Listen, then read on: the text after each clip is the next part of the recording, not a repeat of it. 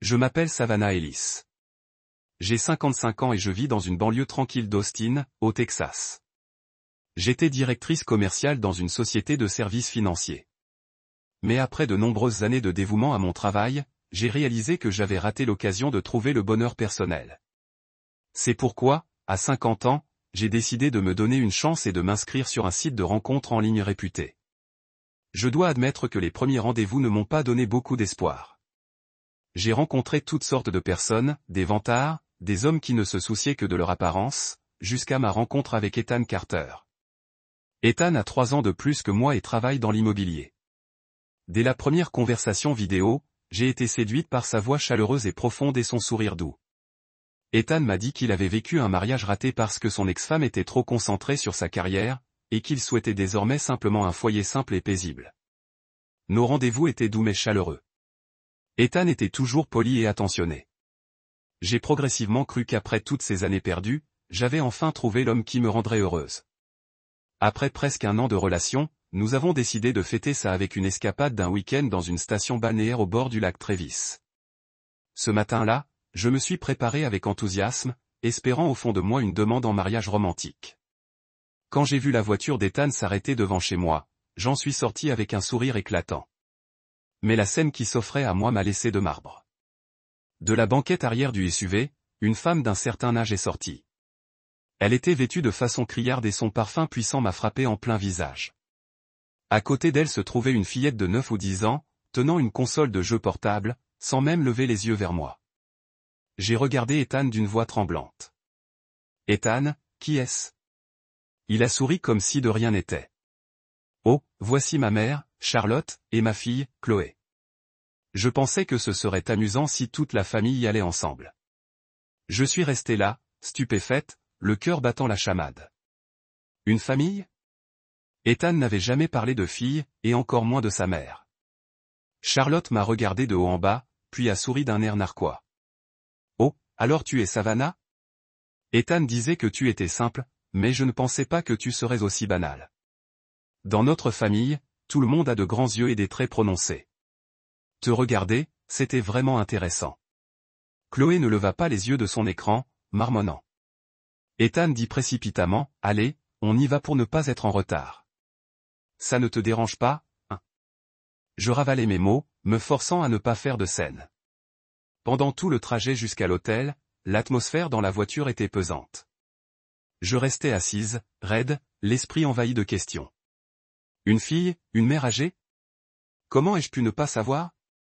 Pourquoi avait-il caché ça ? À notre arrivée, Ethan a réparti les chambres. Lui et moi dans une chambre, Charlotte et Chloé dans celle d'à accent grave côté. Ce soir-là, dans la chambre de l'hôtel, j'ai demandé directement, « Pourquoi m'as-tu caché ça, Ethan ?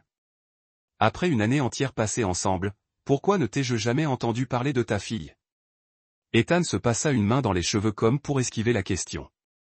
Je croyais l'avoir mentionné. Vous savez, ce n'est pas grave. Ma fille vit avec sa mère, et ma mère, elle, voulait juste m'accompagner pour s'amuser. Rien de grave. J'étais sans voix. Chaque mot que je voulais dire me semblait bloqué. Mais le choc ne s'est pas arrêté là. Au dîner au restaurant de l'hôtel, sous la douce lueur des lumières, le personnel de l'hôtel a soudainement apporté un gros gâteau et un bouquet de roses rouges vifs.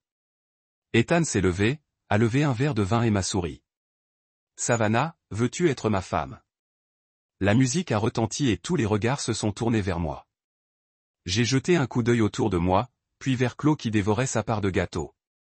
Charlotte a souri de contentement, les yeux brillants de calcul. À cet instant, j'ai su que j'étais emporté dans une histoire à laquelle je ne m'étais pas préparé. Mais sous tous ces regards impatients, je n'ai pas eu le courage de dire « non ». Si, je le ferai. Les applaudissements ont résonné. Mais je ne ressentais qu'un vide glacial.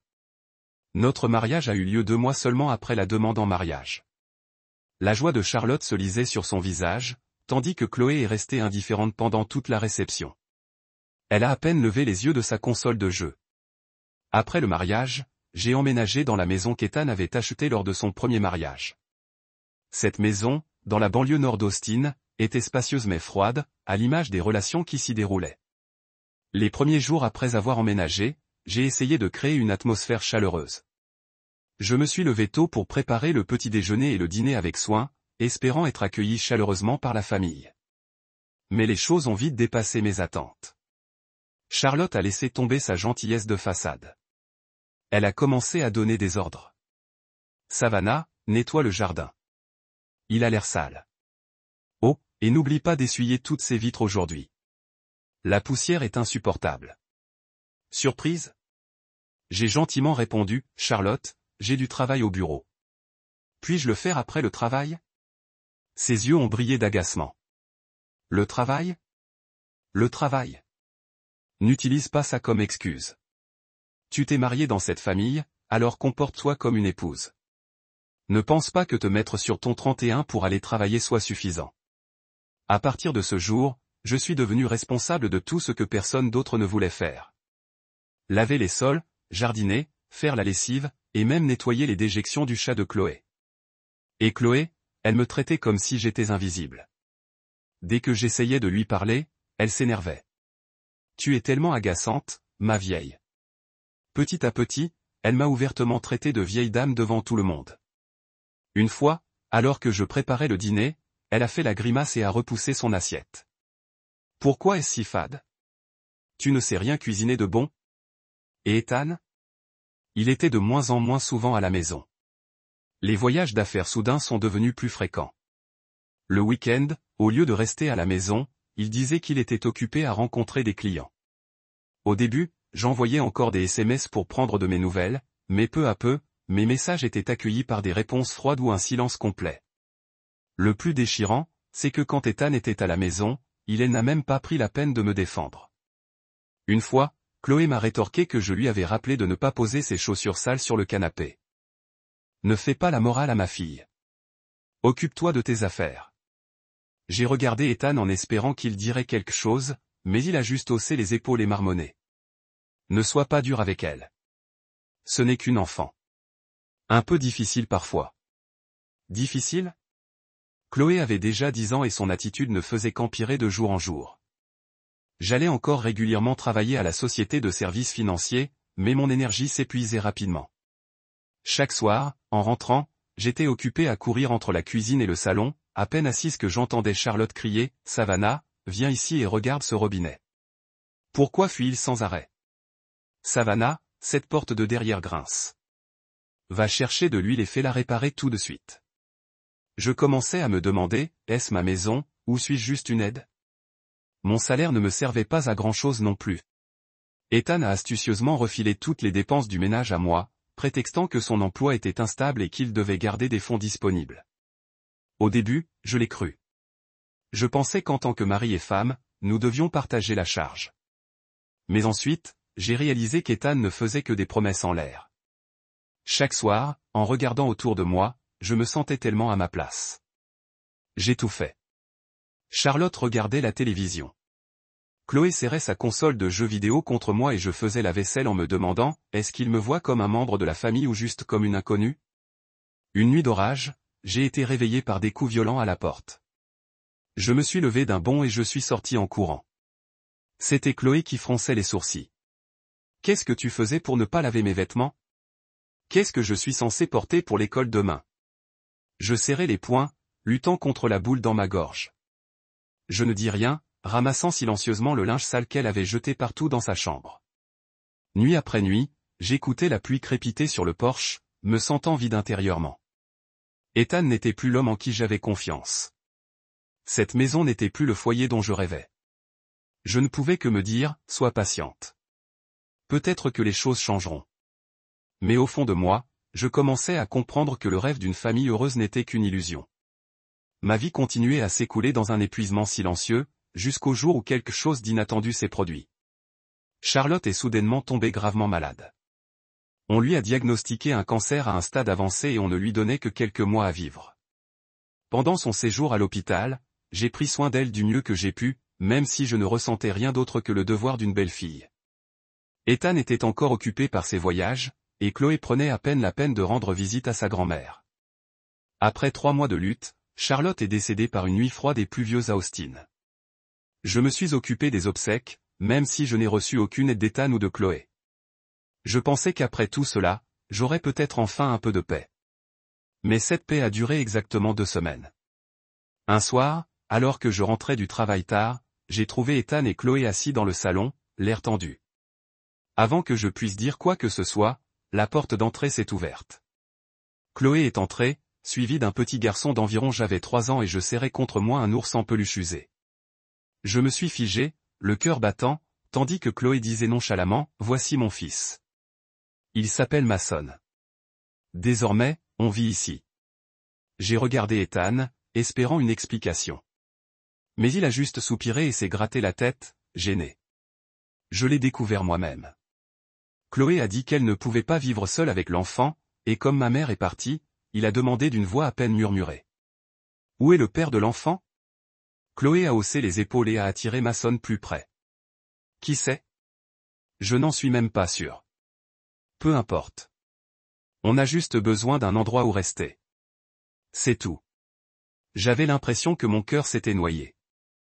Alors maintenant, j'allais assumer la responsabilité d'un enfant dont j'ignorais l'existence. Un enfant dont la mère me traitait comme une ennemie. Les jours qui ont suivi ont apporté de nouveaux défis. Chloé a à peine prêté attention à Mason. Elle m'a confié toute la garde de l'enfant. De la préparation des biberons au changement des couches, en passant par le réconfort lorsqu'il pleurait au milieu de la nuit. Au début, je me suis dit, Mason est innocent. Je ne peux pas l'abandonner. Mais Chloé a transformé ma patience en amertume.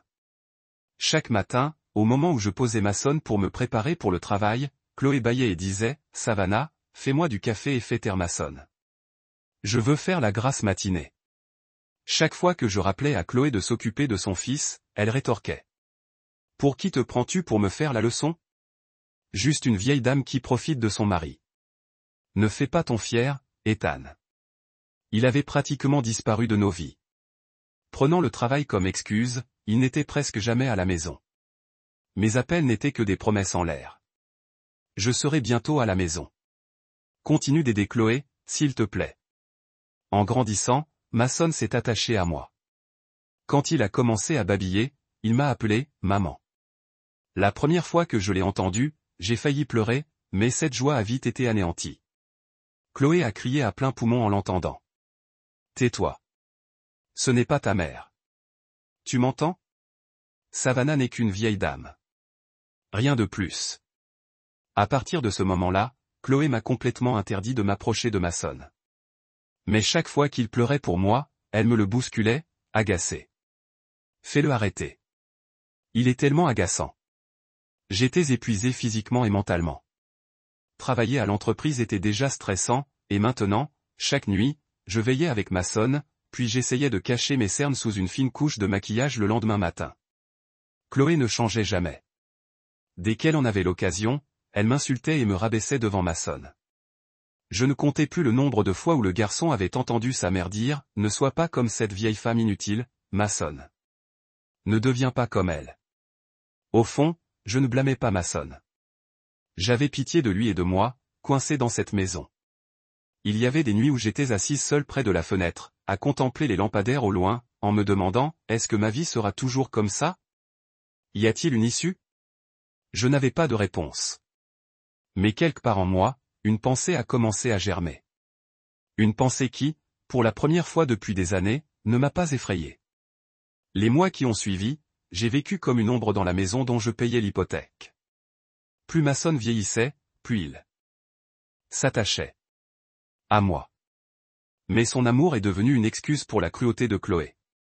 Chaque fois que Mason courait me serrer les jambes, Chloé criait « Mason, ne la touche pas », ses yeux innocents se tournaient vers sa mère, puis vers moi, perplexe. Mon cœur se serrait, mais je n'avais plus la force de discuter. Ethan, c'était comme un étranger maintenant. Il prétendait que le travail l'occupait, avec de longs trajets et des retours rares. Quand je lui envoyais un SMS pour prendre de ses nouvelles, il répondait froidement. « Je suis très occupé. Ne m'embête pas », et finalement, même si les réponses courtes ont cessé, les dépenses du ménage. Quand les factures étaient dues, je les payais discrètement. Ethan ne disait rien, et je ne prenais plus la peine de le lui rappeler. J'observais. Mon compte en banque se réduisait de mois en mois, sachant que je subvenais aux besoins d'une famille qui ne me considérait pas comme l'une des leurs.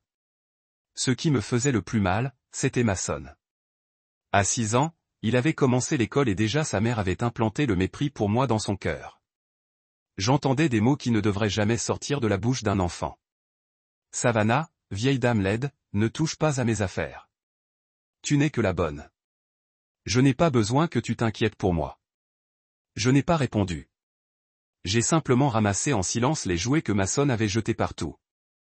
J'ai effacé les traces qu'il avait griffonnées sur les murs. Puis un jour, je n'en pouvais plus. Ce soir-là, alors que la maison était silencieuse, je me suis assise dans le bureau, j'ai ouvert mon ordinateur portable et j'ai branché le petit enregistreur que j'utilisais en secret depuis des mois. J'ai appelé ce dossier « Vérité enfouie ». À l'intérieur se trouvaient des extraits audio clairs, les jurons de Chloé, Mason imitant les insultes de sa mère. J'ai écouté chaque enregistrement, le cœur lourd mais étrangement soulagé. Enfin, j'avais la preuve que je n'avais pas imaginé ou imaginé. J'avais exagéré ce que j'avais enduré.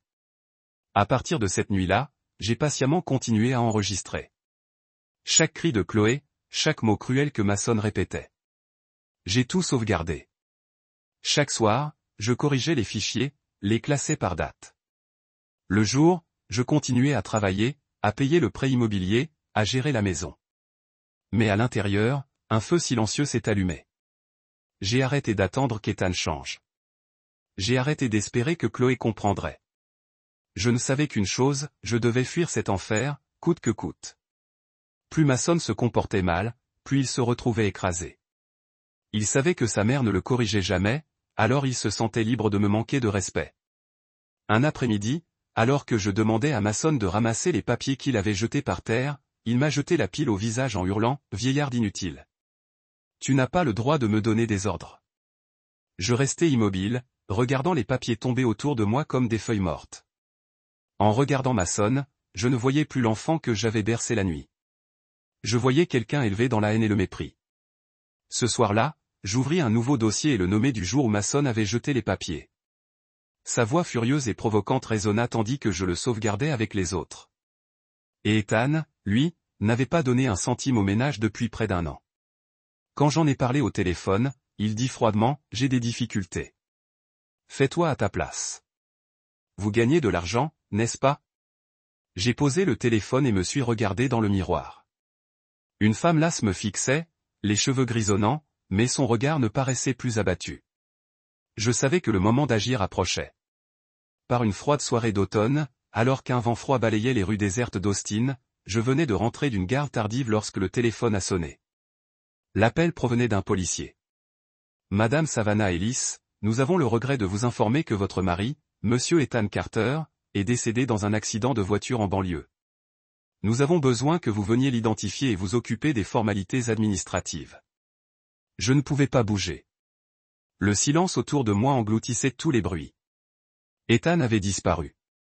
Le lendemain matin, je suis allé à l'hôpital en état de choc, le cœur vide. Quand j'ai revu le visage d'Ethan une dernière fois, je ne savais pas ce que j'ai ressenti. Tristesse, colère, ou peut-être juste soulagement. La police m'a remis le sac contenant les effets personnels d'Ethan.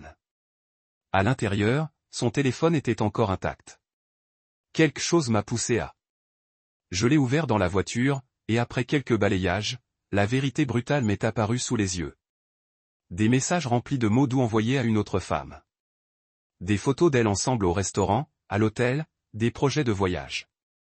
L'un des messages les plus récents m'a fait trembler les mains. Ce soir, je serai avec toi. Savannah ne se doute de rien.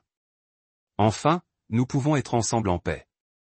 Donc, la nuit où Ethan est mort, il était en route pour voir cette femme, pas en déplacement professionnel comme il me l'avait menti. Je suis resté assis en silence dans la voiture pendant un long moment. Un vent froid s'est glissé par la vitre fendue, emportant l'humidité de la pluie qui venait de cesser. À cet instant, j'ai su que tout était fini. Je n'avais plus aucune raison de supporter cette vie, ne serait-ce qu'une seconde de plus. Le lendemain, lorsque Chloé a appelé pour parler des préparatifs des obsèques, j'ai gardé une voix calme. Fais ce que tu veux. Je viendrai plus tard. J'ai quelques petites choses à régler. Chloé ne se doutait de rien. Elle pensait encore que je me casserais encore le dos, à tout gérer comme d'habitude. J'avais. Mais pas cette fois. Le matin même, j'ai appelé un déménageur. Toute la nuit, j'avais emballé mes affaires personnelles, mes documents importants, tout ce qui m'appartenait. Tout a été envoyé directement dans le petit appartement que j'avais loué en secret 2 mois plus tôt. Un plan que j'avais préparé en secret en réalisant qu'Ethan et Chloé ne changeraient jamais. J'ai retiré tout l'argent de notre compte joint, l'argent que j'avais mis tant d'efforts à économiser au fil des ans. J'ai également contacté un avocat et déposé une demande de renonciation à toute réclamation concernant la succession d'Ethan, car je savais pertinemment qu'il n'avait laissé derrière lui que des dettes. Lorsque le cortège funèbre s'est rassemblé au funérarium, j'ai observé de loin, invisible. Chloé n'arrêtait pas d'appeler, mais je n'ai pas décroché. Elle m'a envoyé des SMS frénétiques. Savannah, où es-tu? Tu dois être là pour tout gérer. Tout le monde attend. Je suis restée silencieuse. L'écran du téléphone s'allumait et s'éteignait sans cesse. Au début des funérailles, j'avais rempli les papiers pour transférer la maison, qui était à mon nom. Car j'avais remboursé l'hypothèque. Ces années-là, à une agence immobilière. Mon nouvel appartement était petit mais chaleureux. En entrant, j'ai ressenti un soulagement incroyable. Plus de cris, plus de regards dédaigneux, juste moi et la paix à laquelle j'avais aspiré toutes ces années. Ce soir-là, en regardant par la fenêtre de mon nouvel appartement, j'ai vu les lumières de la ville scintiller. Le téléphone a sonné à nouveau. C'était Chloé. J'ai répondu et sa voix était pleine de rage et de panique. Où es-tu allé? N'as-tu pas honte? Ton mari est mort et tu n'es même pas allé à l'enterrement. Tu as déshonoré toute la famille. Un léger sourire s'est formé, un sourire qui est venu du plus profond de moi. Chloé, je pense que tu es assez grande pour te débrouiller seule. Désormais, je n'ai plus d'obligation envers toi. Bonne chance. J'ai raccroché fermement, laissant la voix hurlante de Chloé à l'autre bout du fil. Cet après-midi-là, alors que les funérailles d'Ethan avaient lieu dans une petite église du sud d'Austin, mon téléphone n'arrêtait pas de sonner. Le nom de Chloé clignotait sans cesse. Je me suis assise dans mon nouvel appartement, contemplant la douce lueur du coucher de soleil par la fenêtre, ressentant une paix que je n'avais pas connue depuis des années. Après des dizaines d'appels ignorés, j'ai finalement répondu. Chloé a crié, où es-tu? Tu ne sais pas que tu viens d'humilier toute la famille? Les gens te demandent où tu es. Où es-tu allé dans un moment pareil? J'ai gardé une voix ferme. Chloé, je te l'ai déjà dit. Je ne viendrai pas à l'enterrement, mais si la famille veut savoir pourquoi, je suis prête à t'expliquer tout de suite. Chloé a ricané au téléphone. Tu crois que quelqu'un veut entendre tes excuses? Arrête. J'ai soupiré doucement. Passe Robert ou Karen au téléphone. Tu n'as pas le droit d'intervenir. Au bout d'un moment, la voix de Robert. Le petit frère d'Ethan est arrivé sur le Vana. Tout le monde ici se pose des questions. Je comprends que tu sois contrarié, mais tu ne peux pas simplement ne pas venir. Explique-moi. J'ai attrapé ma tablette et lancé un appel vidéo, laissant mon visage apparaître clairement à l'écran. Derrière Robert, je voyais la famille et les proches d'Ethan assis en cercle, le visage tendu, tous les yeux rivés sur l'écran. Chloé se tenait derrière eux, les bras croisés, le regard plein de défi. J'ai commencé, merci à tous d'avoir pris le temps de m'écouter. Je suis sûr que vous me trouvez tous une épouse épouvantable de ne pas être venu dire au revoir à Ethan. Mais avant de juger, écoutez-moi. J'ai brandi le téléphone que la police m'avait donné le jour de la mort d'Ethan. C'est le téléphone d'Ethan, et voici ce que vous devez tous savoir. J'ai ouvert un message et l'ai affiché à l'écran. Voici le message qu'Ethan avait envoyé à sa bien-aimée juste avant de mourir. Ce soir, je serai avec toi. Savannah ne se doute de rien. Tu me manques tellement. Le silence retomba dans la pièce, ai-je continué. Ethan est mort en allant la retrouver. C'est pourquoi je ne pouvais pas faire semblant d'être en deuil ni assister aux funérailles pour faire un spectacle devant tout le monde. Un murmure parcourut la pièce. Karen se couvrit la bouche, les yeux écarquillés. Un parent a murmuré, je n'arrive pas à y croire. Chloé intervint aussitôt, d'une voix stridente, et alors? Tout le monde fait des erreurs parfois. Ça ne te donne pas le droit d'abandonner la famille dans un moment pareil. Tu es vraiment sans cœur. J'ai regardé l'écran droit dans les yeux. Chloé, tais-toi. Que tout le monde entende ça en premier. J'ai ouvert mon ordinateur portable et j'ai écouté l'enregistrement que j'avais sauvegardé tout ce temps. Vieille inutile. Quelqu'un comme toi n'est bon qu'à essuyer les pieds des gens. Si tu touches à mes affaires, je les balance à la rue pour que tu les ramasses. Savannah ne fait pas partie de cette famille. Elle est juste une aide. La voix de Chloé.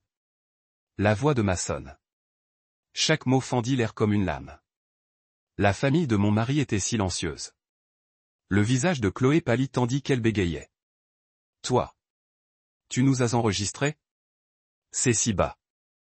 J'ai gardé ma voix calme. Je me suis seulement protégé. Toutes ces années, j'ai vécu comme une ombre, insulté par mon beau-fils, trahi par mon mari, traité d'inutile par le garçon que je. Aujourd'hui, je n'ai besoin de la pitié de personne. Je veux juste que vous compreniez tous. J'ai quitté cet enterrement parce que je n'ai plus aucune raison de rester dans ce cercle familial.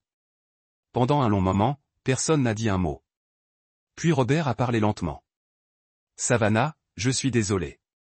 Je n'imaginais pas que c'était comme ça. Au nom d'Ethan et de la famille, je suis désolé. Tu n'as pas besoin de revenir. Tu as enduré plus que suffisamment. Karen hocha la tête, la voix étranglée. Tu as bien fait, Chloé. Tu devrais avoir honte de la façon dont tu as traité ta belle-mère. Chloé hurla de fureur. Vous êtes tous de son côté. C'est ridicule. Mais plus personne ne l'écoutait. Les visages déçus se tournèrent tous vers Chloé. J'ai mis fin à l'appel vidéo avec un étrange soulagement. Ce soir-là, j'ai su que j'avais enfin brisé le cycle de l'endurance qui m'avait emprisonné pendant tant d'années. Mais au fond de moi, je savais qu'il me restait encore beaucoup à faire pour récupérer tout ce que je méritais. Après cette vidéo, je pensais que Chloé allait abandonner, mais non. Quelques jours plus tard, elle est arrivée à mon nouvel appartement avec Mason. Son visage était un mélange de panique et de colère. Tu crois pouvoir te cacher pour toujours? Papa est parti. Tu dois prendre soin de Mason et de moi. Tu vas nous laisser à la rue? Je l'ai regardé, les yeux éteints. Chloé, je l'ai bien dit. Plus rien ne nous unit. Tu as perdu le dernier respect que j'avais pour toi il y a longtemps. Chloé a crié, les larmes aux yeux. Impossible. Combien d'argent papa t'a-t-il laissé? Et la maison? L'assurance? Tu ne peux pas tout garder pour toi. J'ai laissé un sourire glacial se dessiner au coin de mes lèvres. Ton père n'a laissé que des dettes. Et l'assurance? C'était ma police d'assurance, mes paiements. J'en suis le bénéficiaire. Ça n'a rien à voir avec toi. La maison, je l'ai déjà vendue. Et maintenant, j'ai besoin que tu partes. Pendant un instant, Chloé a semblé paralysée. Puis j'ai failli m'effondrer dans le hall. Je me suis détourné, incapable de supporter cette vision, mais sachant que je ne pouvais sauver quelqu'un qui ne m'avait jamais apprécié. Dès lors, Chloé et Mason ont dérivé, s'appuyant sur des proches qui ne voulaient plus d'eux après ce qu'ils avaient vu aux funérailles. Elle a dû emménager dans un appartement miteux en périphérie, acceptant toutes sortes de petits boulots, tandis que Mason, bouleversé par ce changement soudain, est devenu encore plus rebelle et irrespectueux, même envers sa propre mère. Pendant ce temps, j'ai commencé à reconstruire ma vie. J'ai vendu la vieille maison à un bon prix grâce à son emplacement. L'argent, combiné au versement de l'assurance vie que j'avais reçu à juste titre, m'a assuré une solide sécurité financière. Je ne me suis pas arrêté là. J'ai travaillé avec mon avocat pour intenter une action en justice contre la maîtresse d'Ethan, la femme en qui il avait eu suffisamment confiance pour me trahir. Grâce aux preuves du téléphone d'Ethan, j'ai exigé une indemnisation pour aliénation affective. Au début, elle a tout nié, mais lorsque mon avocat a présenté les messages et les photos, elle n'a eu aucune issue. L'accord n'était pas conclu. Cela a changé ma vie, mais cela m'a suffi pour ressentir un léger sentiment de justice. J'ai emménagé dans un charmant petit appartement du centre-ville d'Austin, proche du travail et des commodités. Pour la première fois depuis des années, j'étais libre de faire ce que je voulais. Je me suis inscrite à un cours de yoga matinal, j'ai rejoint un club de lecture le week-end et, surtout, j'ai pu m'occuper de mes parents âgés sans plus de fardeau. Ma carrière a prospéré comme jamais auparavant. Libéré du poids émotionnel, j'ai accepté une promotion de cadre supérieur que j'avais refusée. Mes collègues me respectaient, mon équipe m'admirait, et j'ai redécouvert qui j'étais. Une Savannah confiante et forte, qui n'était plus une ombre dans ma propre vie. Quant à l'amour, il y a eu des moments où j'ai ressenti un pincement au cœur en voyant des couples marcher main dans la main. Mais je me suis rappelé que la liberté et la paix valent mieux que n'importe quel vœu brisé. Un après-midi, alors que j'étais assise à un petit café près du parc, j'ai entendu ma sonne crier à sa mère, « Vieille dame, achète-moi cette pâtisserie. Dépêche-toi. » Je me suis retourné. Chloé avait l'air hagarde, les cheveux en bataille, les yeux cernés par les nuits blanches. Nos regards se sont croisés un instant. Elle a baissé la tête et a emmené Mason en hâte. Je n'éprouvais plus de colère, seulement du soulagement. On récolte ce que l'on sème. Et je savais que mon nouveau chemin ne faisait que commencer. Un chemin où j'étais celle qui contrôlait la situation. D'une femme autrefois opprimée, insultée et rejetée dans la maison même qu'elle avait payée. Je me suis libéré de ces chaînes avec ma propre force et ma détermination.